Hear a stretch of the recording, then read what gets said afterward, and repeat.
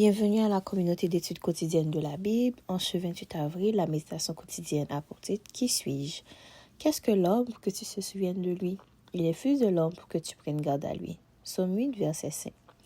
Dans son livre très intéressant « Discover Your Possibilities », donc « Découvrez votre possibilité », le docteur Robert Schuller mentionne que les diamants de la couronne de roi européen est resté pendant des mois sur le comptoir d'une boutique, sur une place de Rome.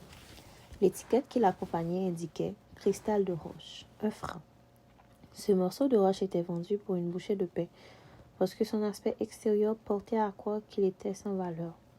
Mais l'acheteur a découvert qu'il s'agissait en fait d'un diamant de valeur immense. Il en a valu de même pour de nombreuses personnes qui doutent d'elles-mêmes.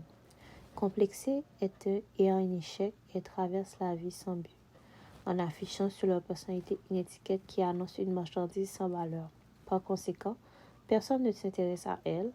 Elles sont reléguées à des places secondaires. Elles ne sont pas prises en compte. Ça se passe mal au travail et elles n'ont pas d'amis et personne ne les respecte. Parfois même leur propre famille. Cela les conduit à faire des choses dégradantes et nuisibles que ne font qu'aggraver la situation.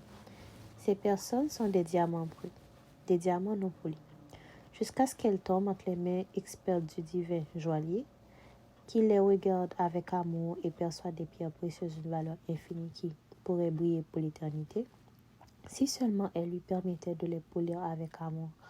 Alors, qui sommes-nous? Quelle est notre véritable identité?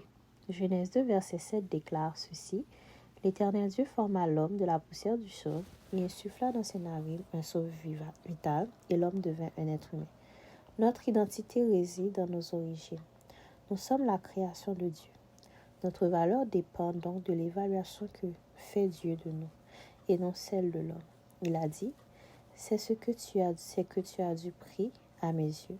Tu comptes beaucoup pour moi et je t'aime. Et Isaïe 43, verset 4. N'est-il pas merveilleux de savoir que nous sommes la création de Dieu et que nous rencontrons bientôt notre Père? Renforce ton identité céleste aujourd'hui en étudiant sa parole, en passant du temps à prier et en partageant la bonne nouvelle du salut autour de toi. C'était la méditation quotidienne des jeunes. Qui suis-je? Qu'est-ce que l'homme pour que tu te souviennes de lui et le fils de l'homme pour que tu prennes garde à lui? Psaume 8, verset 5. Merci d'avoir été avec nous à la communauté d'études quotidiennes de la Bible. Nous vous disons à demain. Au revoir. Que Dieu vous bénisse.